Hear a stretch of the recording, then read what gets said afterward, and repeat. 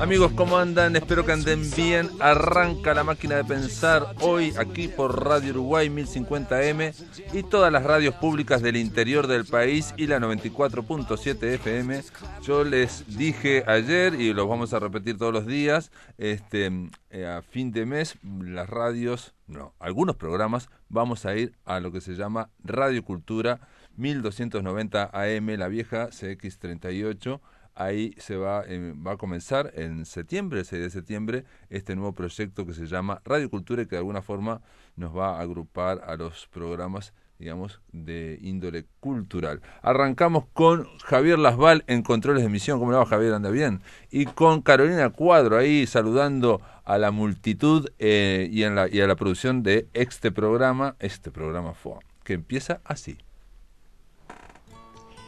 Aquí viene la luz de una habitación en medio del campo.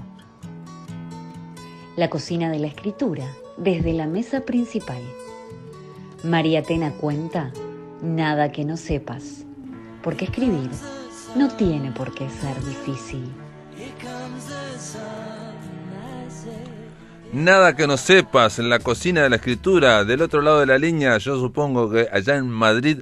María Tena, ¿cómo andás? ¿Andás bien? Estoy muy bien. No estoy en Madrid, gracias a Dios, porque hace muchísimo calor en Madrid, hace como 40 grados durante varios días, y yo me he venido aquí a una montaña inmensa que son los Picos de Europa y al mar maravilloso del norte, y estoy estupendamente sin estar en Madrid. En Cantabria, ¿dónde están los Picos de Europa? Estoy en Cantabria, sí. Los picos están en Asturias, pero yo veo desde mi casa de Cantabria los picos todo el rato, desde que me levanto hasta que me acuesto. Espectacular. ¿Y Cantabria, cuál es la capital de Cantabria? ¿Qué es Covadonga? No. Es Santander. Santander. Ah, Santander, sí, la famosa Santander, la famosa ciudad de Santander. Así que vos estás cerca de la ciudad de Santander, entonces.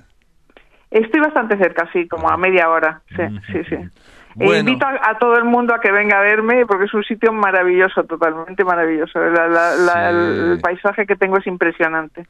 Sí, los Picos de Europa, yo me acuerdo, por lo menos me acuerdo de que los reyes iban a pasar sus vacaciones de invierno ahí a los Picos de Europa, es espectacular. Sí, es espectacular. Uh-huh. Bueno, y es un sitio muy bueno para escribir, ¿sabes? Yo me vengo aquí, ahora he conseguido liberarme de toda mi familia porque todos quieren venir y les he dicho, dadme unos días para poder escribir algo. Y muy bien, es una maravilla para escribir este sitio, sí. Mirá vos, y bueno, la pregunta sería, ¿por qué? ¿Por qué? Porque es maravilloso para escribir. Porque estás en un sitio muy tranquilo, donde no necesitas salir de tu casa porque el paisaje es espectacular y te puedes pasar todo el día pensando, leyendo y mirando en un ambiente muy fresco, muy agradable y maravilloso. Entonces sí, la verdad es que yo aquí todas mis novelas las he empezado aquí. Siempre me vengo aquí, aunque sea 15 días, ¿no? Pero es el arranque de todas las novelas. Y todas las novelas tienen mar, casi todas las novelas tienen mar. Es muy curioso. Yo no lo hago voluntariamente, lo hago porque me sucede así, ¿no? Es muy curioso. Pero lo haces de un lugar donde no se ve el mar. Sí, bueno, se ve muy lejos, pero se ve un poco, sí, un poco se ve. ¿Se ve un poco? Sí.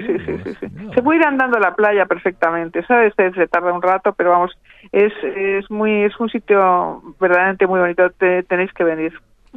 Muy bien, la verdad, yo no sabía que estaba cerca de la playa, yo me imaginaba los Picos de Europa, bueno, nevados, en fin, que son muy grandes, y no sabía que estaba tan cerca de la playa. Pero bueno, estás ahí, María Tena, estás escribiendo. ¿Es un rito eso? ¿Es una superstición el tema de voy a empezar la novela en tal lugar o no? No es una cosa muy creída, pero al final siempre sale, siempre acabo viniendo aquí. Cuando arranco siempre acabo viniendo aquí unos días, ¿no? Intento que no haya nadie, no lo consigo lo de que no haya nadie, casi siempre hay alguien pichando, ¿no? Pero bueno, es un sitio estupendo, unas habitaciones así muy solitarias, aunque haya muchos niños abajo, ¿no? Yo tengo una especie de sitio mágico que me hace escribir, sí, muy bien, es maravilloso, sí. El cuarto propio, la habitación propia. Que el cuarto totalmente, es mi cuarto propio, es sí. Es muy solitario, es una maravilla. Muy bien. Bueno, para hoy habías anunciado que ibas a hablar de el narrador o el autor o Sí. de los dos. De los dos. Sí.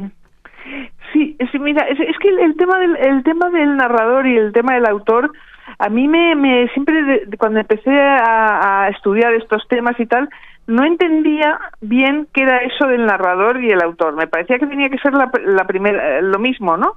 O sea, qué tontería eso de que el autor no sea el narrador, ¿no? Siempre me parecía una cosa muy absurda, pero luego me he dado cuenta que es importante que se separen los dos, ¿no? Porque además los escritores son personas con mucha fuerza personal y con mucha ambición literaria, y es muy complicado separarlos, ¿no? Separar la voz del autor, del que escribe la novela, de la voz del que cuenta, ¿no? Del que se tiene que separar de sus personajes, ¿no? Porque todos tenemos esta cosa de intentar hablar de nosotros, ¿no? Y el separar la persona que habla de la persona que escribe es importante. Yo creo pero que es importante, en general los lectores, y bueno, también algunos escritores, pero sobre todo los lectores, y bueno, un detalle, todos los escritores son lectores, eso o yo creo que casi todos, ¿no? Son buenos lectores. Sí, entonces por supuesto. es muy frecuente y creo que me incluye, aunque pueda ser una ingenuidad, en fin, confundir o intentar confundir al autor con el narrador. Entonces yo leo una novela de María Tena que está en China, no sé qué, no sé cuánto, y bueno, y me pregunto, ¿pero ella habrá ido a China? ¿Pero ella habrá estado no sé dónde? Claro. No sé qué, no sé cuánto. Sí. O sea, hay una Totalmente. cuestión que es que, eso me lo dijo también un escritor argentino, Pedro Mairal, que él se imagina Sí. que es un poco... el lector es un poco voyeur, ¿no? Un poco mirón, ¿no? Entonces, si vos al lector, me dijo él acá, ¿no? Si vos al lector le pones un personaje que se llama igual que el autor, más todavía se hace la película de que está de alguna forma, contando una historia, no sé qué, que le pasó a él, en fin, no sé qué. O sea, la tentación de confundir el narrador y el autor está siempre. A vos te habrán dicho, a mí me han dicho también, yo nunca pensé que ibas a escribir una cosa así, o eso te pasó, ¿no? Sí. Y es peligroso porque a veces te transparentas demasiado como persona, ¿no? Como persona, no como escritora, sino como persona, y eso crea a mí en casi todas las novelas he tenido problemas, ¿no? Porque no conseguía separar tanto la realidad de una historia que lo que es la ficción, ¿no? Es que la ficción no es la verdad, ¿no? Y todo eso me sirvió mucho una novela que escribí sobre 3 hermanas, somos 3 hermanas en casa, vamos, hay más hermanos, pero hay 3 hermanas, y me sirvió mucho cambiarles toda la parte exterior, ¿sabes? Les cambié muchísimo. A la que era gorda la puso flaca, a una que era jefa mía le puse como una de las hermanas. Nos hice un cambio físico, no molesté a nadie, y realmente me di cuenta que la historia era otra, ¿no? La historia no era hablar de mí ni de mis hermanas, ¿no? Uh-huh. Y me sirvió mucho eso, me sirvió muchísimo. Sí, pero aparte hay otra cosa que la gente no se da cuenta, y solamente, digamos, la gente que se pone a escribir se da cuenta o tropieza a veces, ¿no? Por lo menos a mí me pasó de tropezar con eso, de que vos estás escribiendo desde una primera persona, desde el yo, y de repente algo parecido a lo que te pasó, y la ficción inmediatamente toma otros rumbos o tiene otra consistencia, o sea, es imposible transcribir lo que me pasó a mí en tal lado y ponerlo de manera como me pasó a mí, porque la ficción tiene es un orden paralelo a la realidad. Totalmente. O sea, van al paralelo a la realidad, pero no se tocan nunca. Si cometes el error de hacer algo que sea casi intentar contar una cosa que te ha pasado con muchos detalles, es un fracaso total, ¿no? Porque la ficción es otra cosa, está en otra nube, ¿no? Son como 2 nubes, la realidad es una nube y la ficción es otra, ¿no? Y son dos armarios distintos, ¿no? Sí, yo no sé si sería un fracaso total. Lo que sí digo es que se convierte en otra cosa. muy rápidamente uno se da cuenta que lo que está escribiendo es ficción, empieza a tener su propia lógica, empieza a tironear para un lado, tironear para otro lado, y si uno quiere hacerlo exactamente siguiendo la lógica de la realidad, que es mucho más grande, ¿no? Mucho mayor. Vos decís una cosa que es importante, que en la ficción siempre hay como un mandato de coherencia, o sea, el personaje que está contando algo, por más que sea un narrador, tiene que tener una coherencia, y nosotros, los autores o las personas normales, no tenemos coherencia, o sea, hacemos como que somos coherentes y hacemos como que tenemos un discurso más o menos social, y bueno, más o menos yo soy así, no sé qué, pero no somos coherentes, o sea, internamente tenemos muchas incoherencias, ¿no? Es la vida, muchas contradicciones. Es que yo creo que la vida es mucho más larga que la ficción, ¿no? Entonces es muy difícil. Si quieres escribir una novela tiene 100 páginas, 200 páginas, 500 páginas, pero nunca llegas a atrapar toda la vida, ¿no? De esa novela, ¿no? Hay genios que han conseguido muchísimo, ¿no? Hay muchos genios que han llegado a la vida y además han hecho una especie de masa muy interesante y muy parecida. Pero la vida es otra cosa, la vida es mucho más larga, mucho más irreal y mucho más mentirosa. Claro.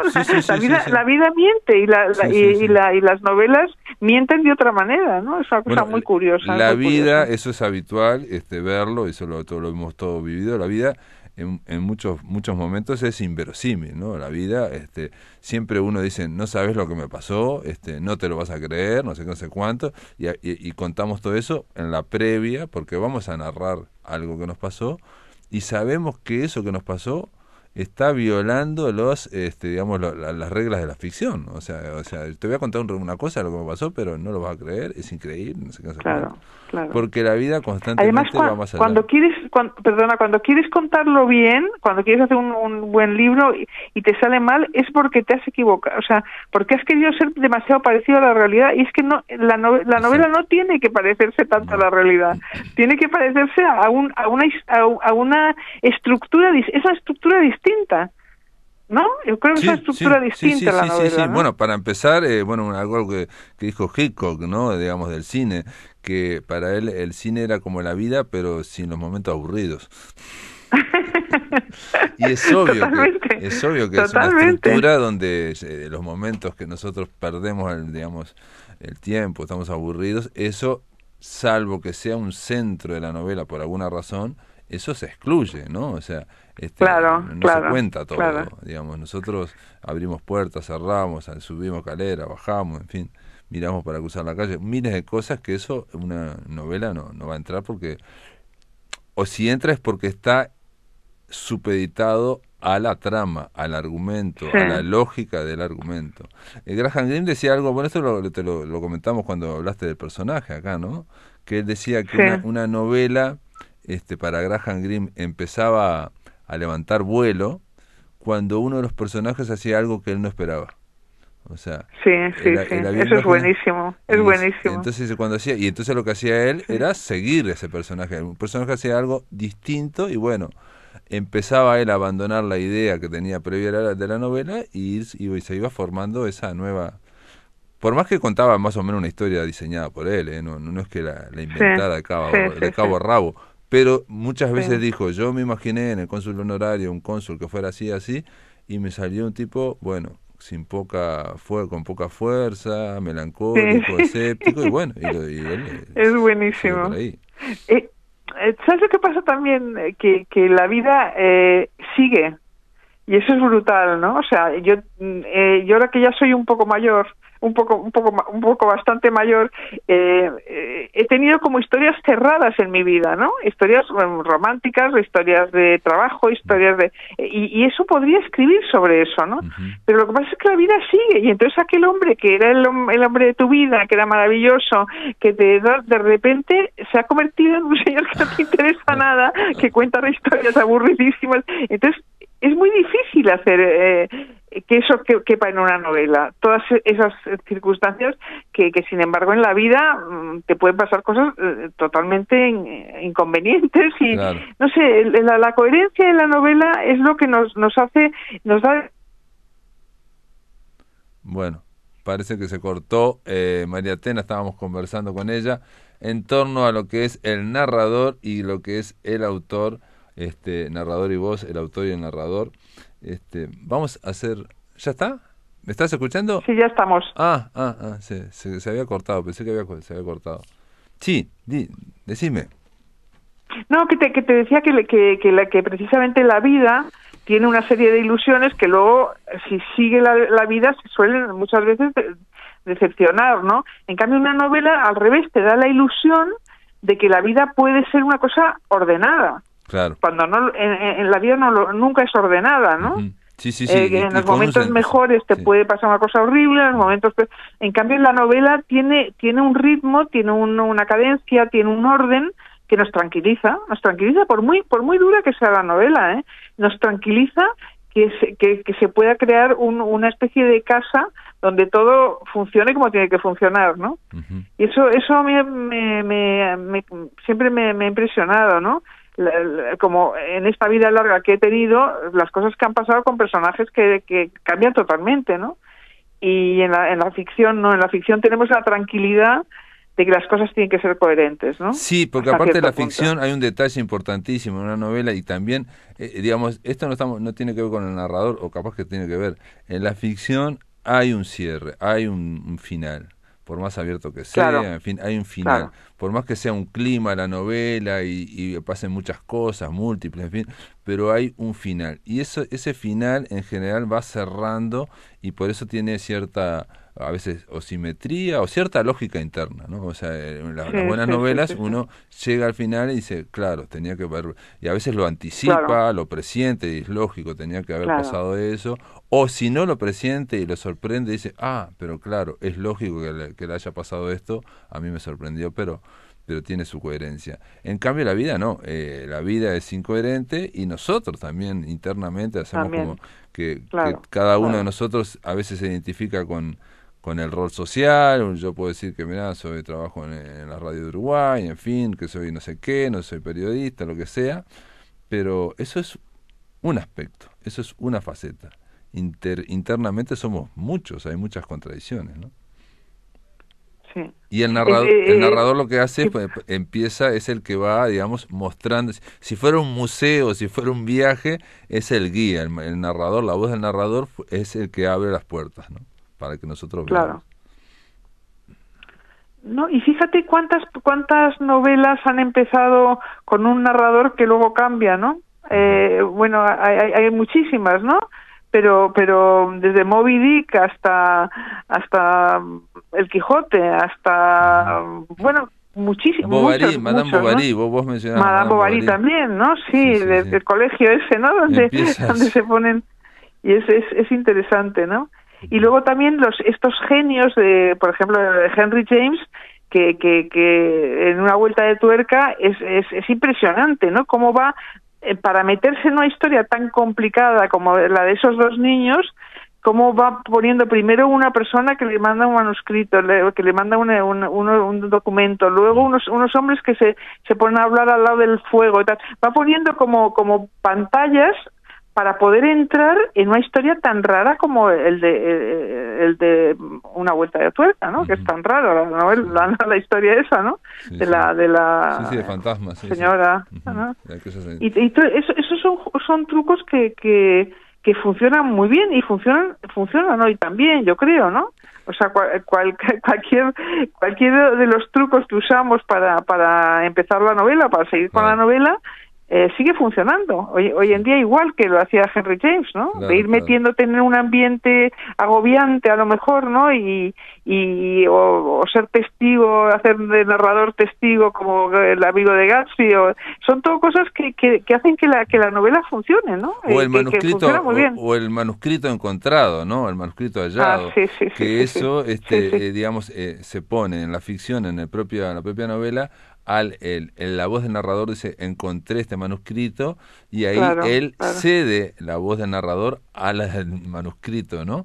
Entonces, y ahí comenzamos a escuchar otro narrador que estaba en ese manuscrito. Pero es una forma de señalar que el autor no es igual al narrador que nos va a contar, ¿no? Es una forma de separarse, y de mostrar el artificio, en vez de ocultarlo, en vez de hacer como que es transparente, y que estamos leyendo la novela directamente, es una forma de decir, bueno, mira, yo me encontré un manuscrito que estaba dentro de un cajón, que estaba en no sé qué. Humberto Eco en El nombre de la rosa creo que comienza más o menos así, o en el prólogo. Sí, también dice, lo hace. como sí, siempre, sí, dice, sí, esto sí. es un manuscrito que compré en una librería de viejos usados, que al final cerró, y de ahí se cayó una hoja que no era de ese libro, y entonces ese manuscrito. Y eso es un recurso viejísimo, ¿no? El Quijote también encuentra un manuscrito, decididamente, ¿no?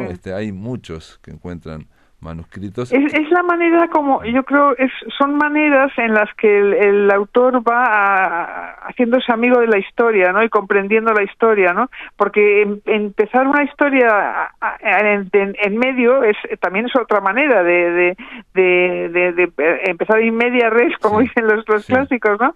De que la historia poco a poco el autor se vaya haciendo con la historia. La historia no se hace en dos escenas, ¿no? Entonces todas estas cosas clásicas de poner eso, documentos, o el fautor que dicen, ¿no?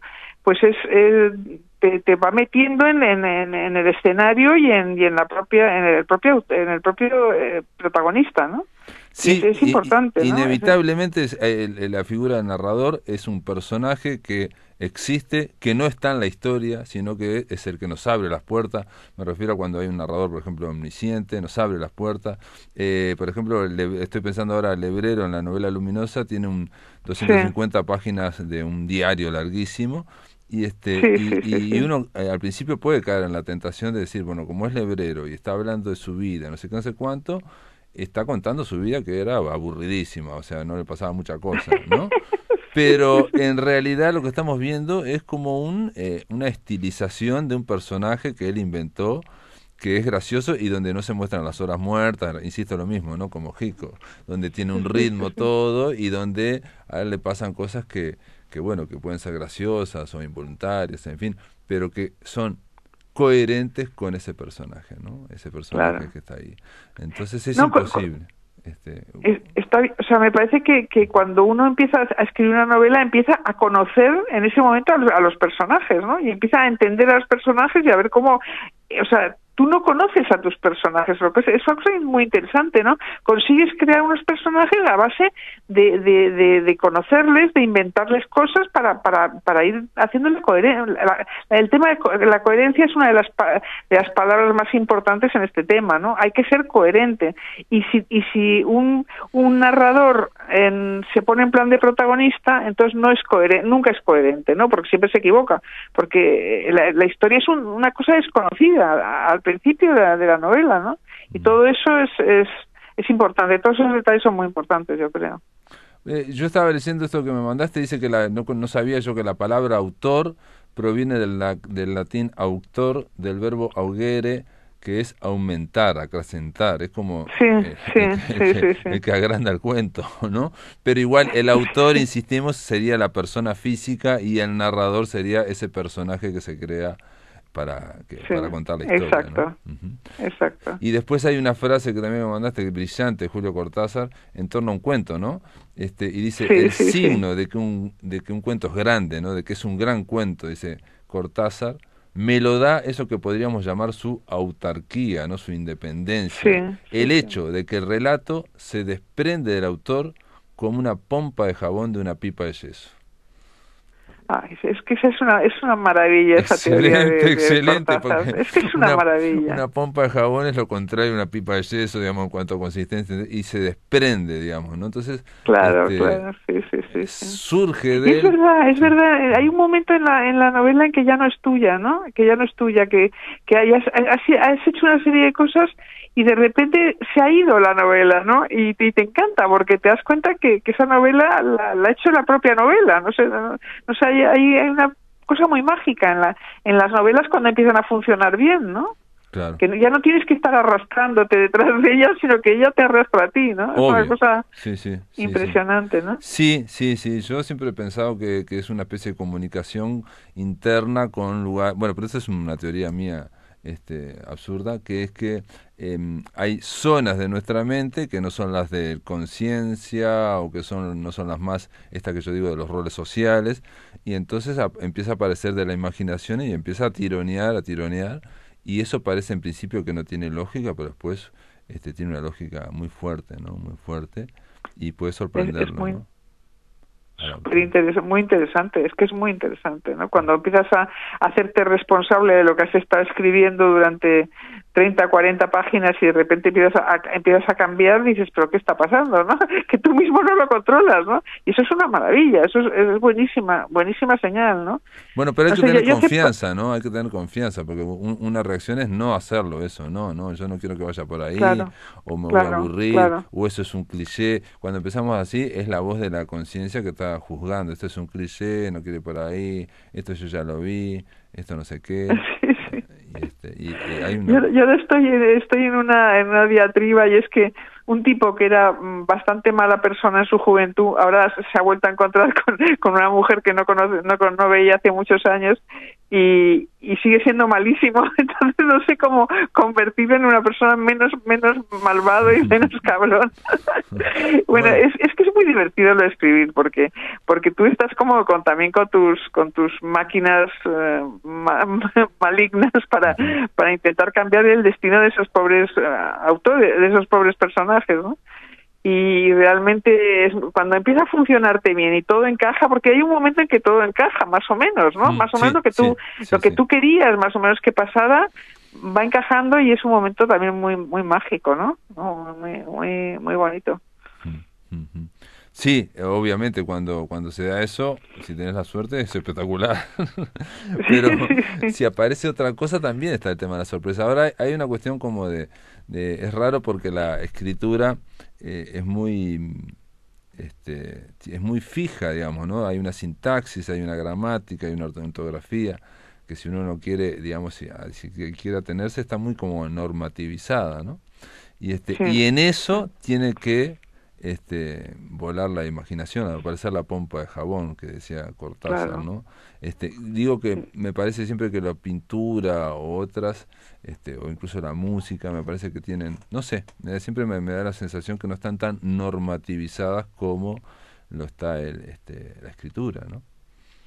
Sí, completamente. Bueno, y esto que dice Genet de las funciones del narrador, que es un poco aburrido, pero es interesante también, ¿no?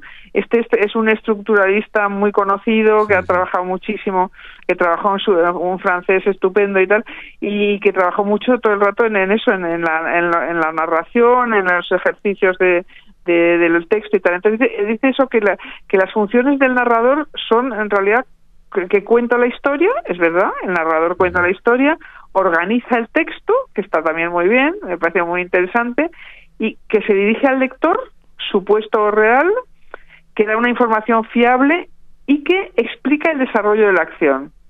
Entonces, bueno, yo creo que esto está bien, ¿no? Porque es como la función de contar la historia, ¿no? O sea, a nadie le interesa que lo que piensa el autor de la novela, sino la historia que está contando. Lo importante es la historia, no tanto el autor, ¿no? Y si el autor está permanentemente queriendo ser como el protagonista de la historia, el protagonista de su novela, acaba cansando al público o a las personas que van a leer, a los lectores, ¿no? Entonces eso de la coherencia es eso, ¿no? Que no es necesario que el autor se aleje del narrador, ¿no? Porque puede estar cerca, pero no puede interrumpirle. Son como dos funciones, más que dos personas, son dos funciones, ¿no? Pero me parece interesante. Yo ya te digo que cuando empecé con estas cosas no lo entendía, no acababa de entenderlo, me parecía una estupidez, ¿no? Como muchos dicen, como Saramago dice que es una estupidez, por ejemplo, ¿no? Bueno, pero Saramago dice una cosa que lo voy a leer porque Saramago, a ver dónde está, dice algo que no está del todo, tampoco me parece a mí diferente, aunque él decía que sí. Saramago decía que él no escribe como un narrador, sino que escribe, es una voz, ¿no? Es una voz. Bueno, no lo encuentro. Pero... Sí, también Vargas Llosa habla de las voces que cuentan la novela, ¿no? Saramago dice, también. en mis novelas siempre hay una voz que está apareciendo para comentar, para describir, para anticipar, etcétera, que es mi voz, la del autor. Y ahí yo creo que se equivoca porque a veces te surge una voz en el texto que es la voz del narrador, digamos, o sea, que es una invención de la propia escritura, digamos. Eso está vinculado a que hemos escuchado tantas historias que ya sabemos que tiene esa cierta lógica. Y mirá, Lebrero decía una cosa que le preguntaron una vez, una pregunta que parecía muy tonta, ¿no? ¿Cómo sé yo, le preguntaron, si tengo estilo personal, ¿no? Ahora pensando esto que dice Saramago. Sí. Y la respuesta de él fue muy sencillo. La voz que aparece en el texto es distinta a la voz que tenés todos los días. Claro, qué bueno, buenísimo. Entonces a Saramago, muy sutil, ¿no? Sí, a Saramago le podíamos decir eso. Una cosa es vos cuando estás en la vida hablando, ¿no? Y otra cosa es la voz que te surge y que vos decís que él decía que era del autor, pero no, es la voz del texto, que es diferente, tiene otra... Sí, completamente. Y muchas veces también tiene otra tonalidad, dice otras cosas que uno no diría, por ejemplo. Sí. Esa voz también muchas veces, por lo menos yo que ahora estoy escribiendo cosas sueltas así que no voy a poner en ningún sitio, pero que para hacer boca de alguna manera, es esa voz a veces de los recuerdos de la infancia, esas voces que nunca no hablas con la gente, de las cosas que te pasaron, de cómo fue, qué pasó con tu madre, cosas un poco realistas, y que ahí te sale una voz como muy verdadera, ¿no? Sí, para los que, sobre todo los que somos un poco mayores ya, ¿no? Que te sale una cosa muy sincera, ¿no? Te empiezas a contar cosas muy secretas y no sé, y todo eso sirve para las novelas, yo creo. No es que tenga que ser literal, pero salen unos tonos de voz que a mí me interesan mucho, cada vez me interesan más, ¿no? Bueno, esa especie de cosa un poco medio nostálgica, bueno, eso cada uno tiene su voz, ¿no? O sea, la gente joven tiene una voz a lo mejor más agresiva. Yo digo que la voz que te sale en el texto no es necesariamente igual a la voz que estás cuando... Yo creo lo mismo, que a la que estás hablando ahora, ¿me explico?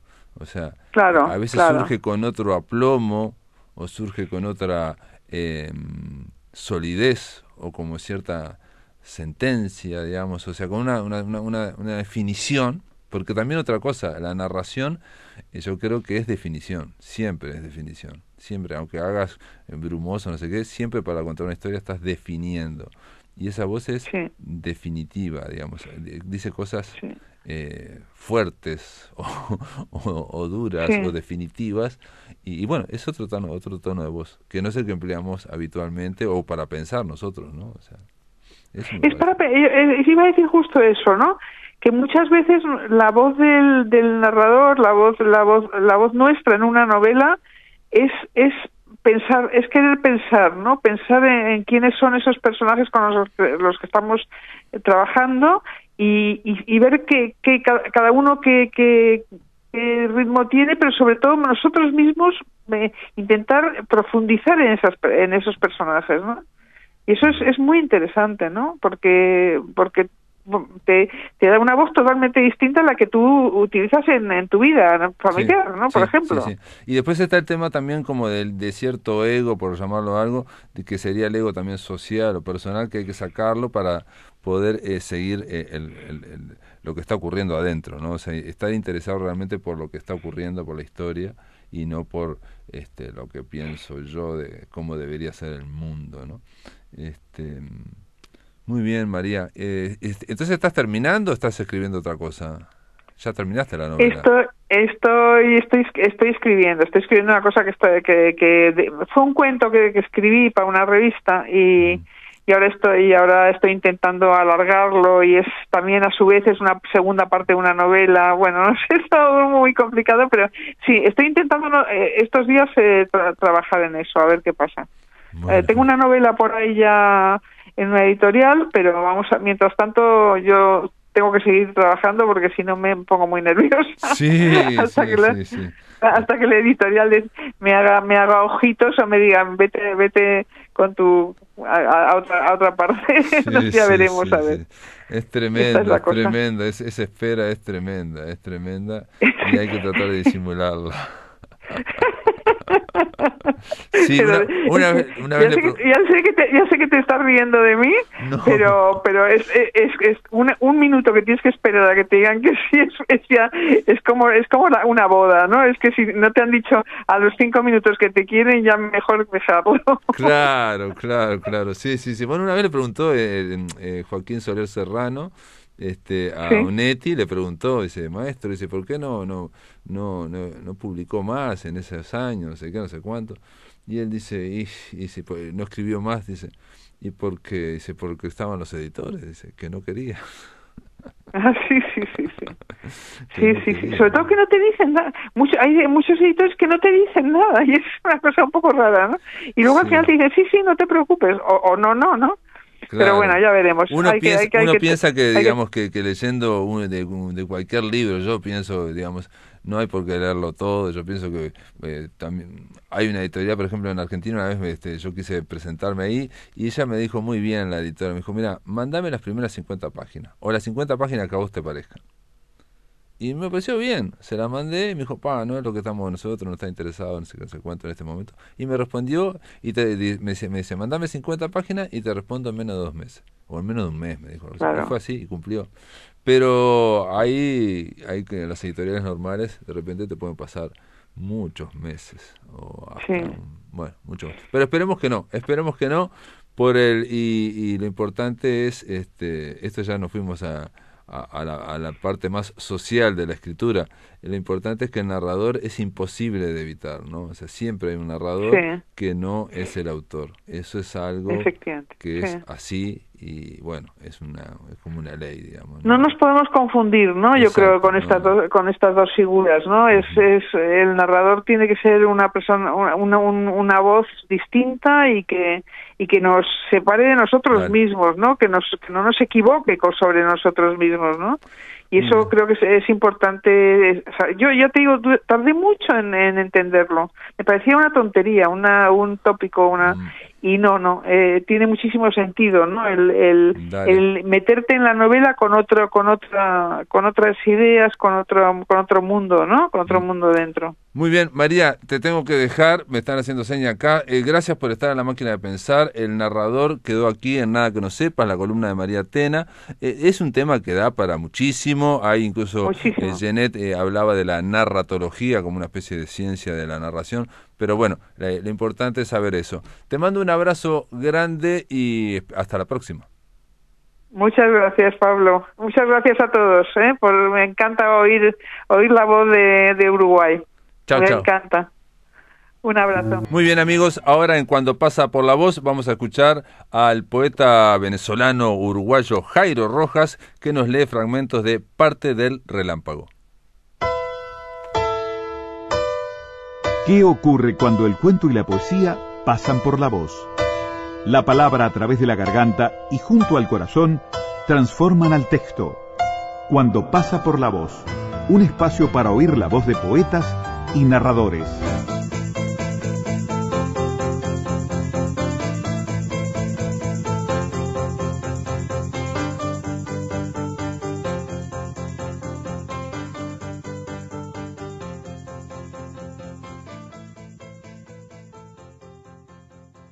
Parte del relámpago.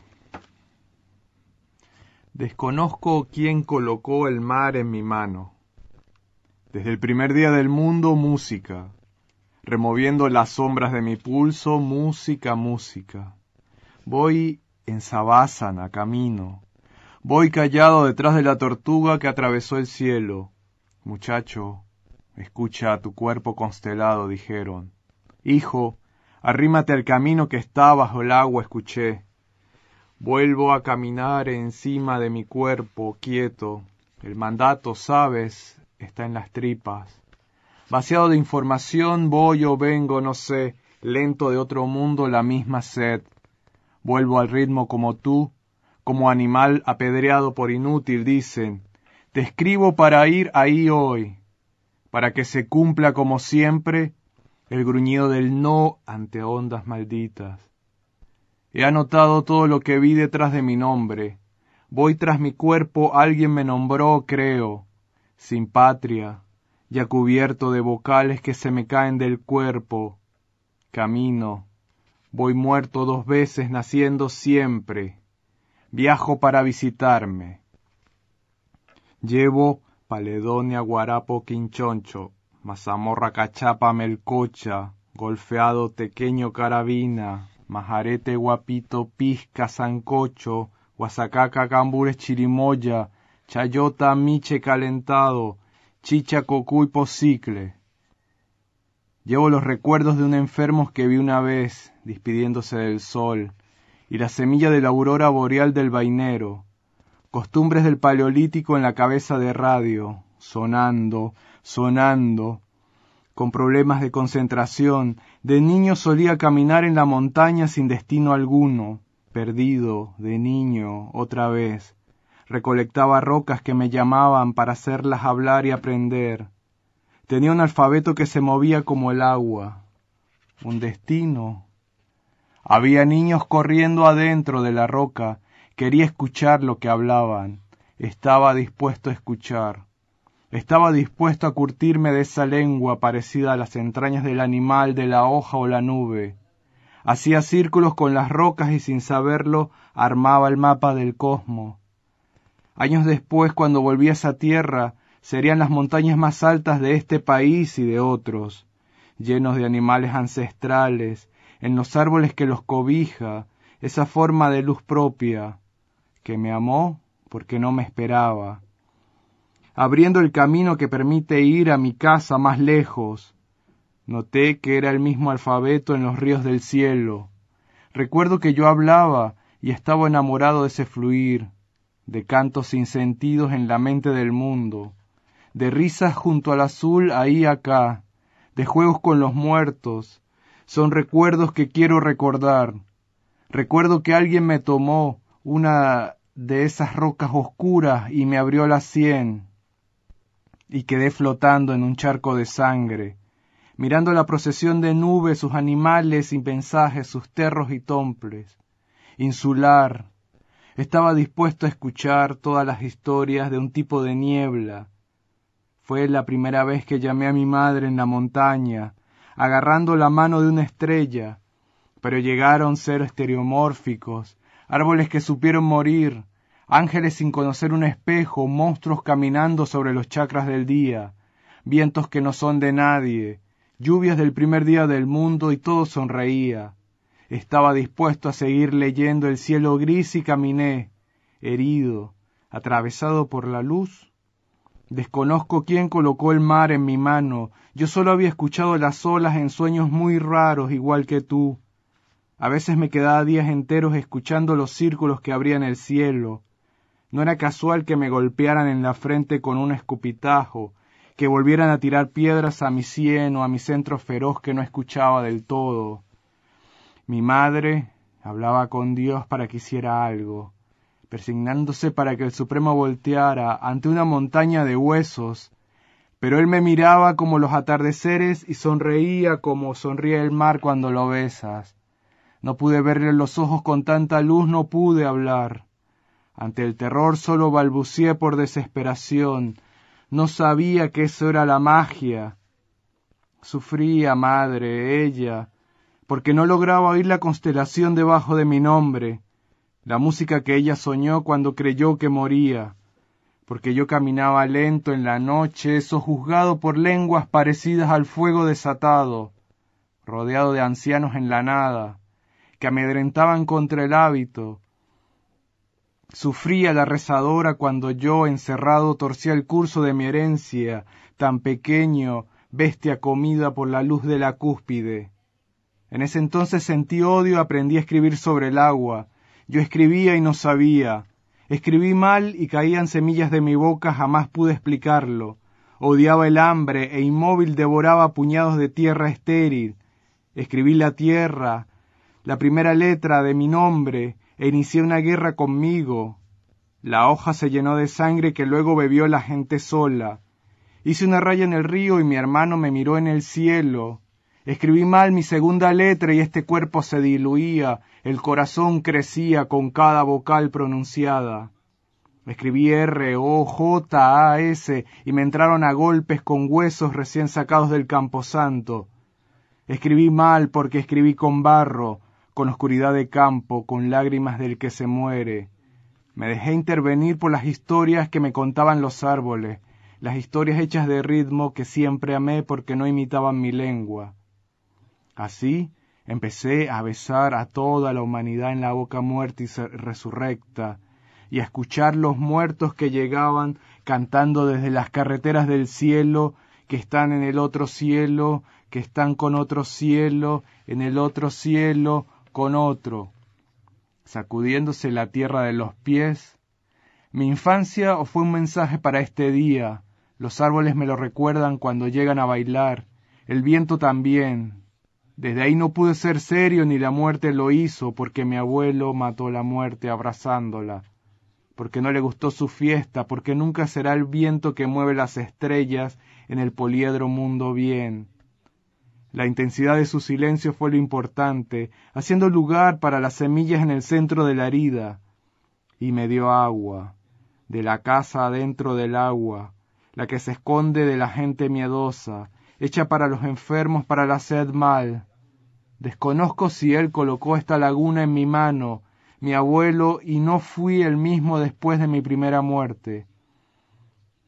Quería vivir para encontrarme contigo, acá, en el lugar donde la palabra dice más, espantando a los que no quieren mirarse frente a frente otra vez.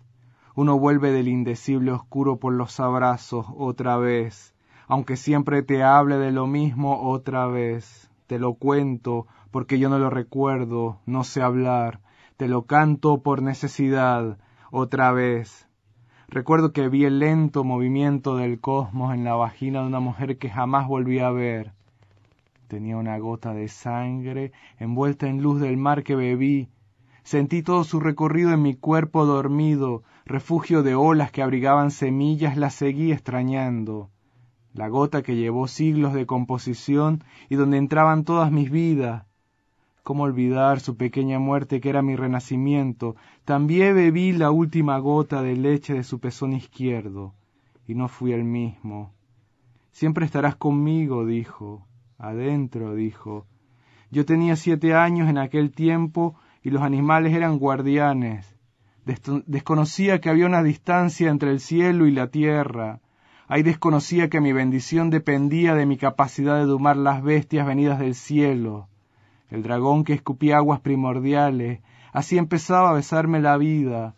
Tú estás en el fondo de mí donde espera el sol, que inicia la guerra, donde no se es extraño, besado por el mar donde no hubo mar.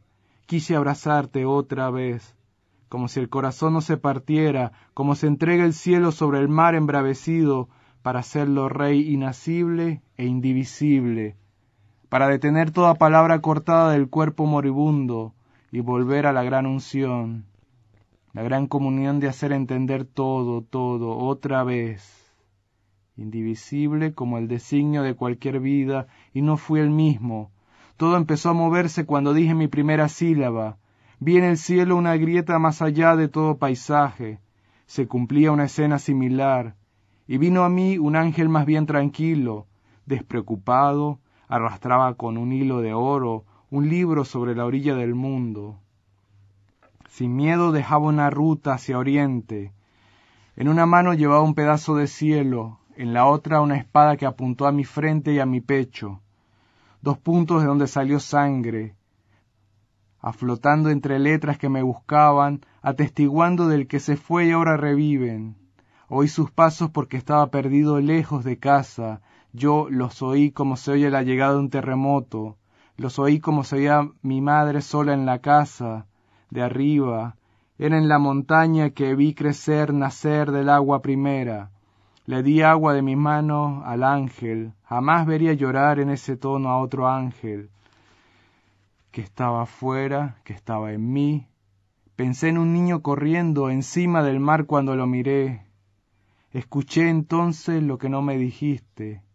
Por vez primera, lo mío fue escuchar. No lo puedo explicar. Lo mío fue escuchar. Este era Jairo Rojas. Amigos, se terminó La Máquina de Pensar.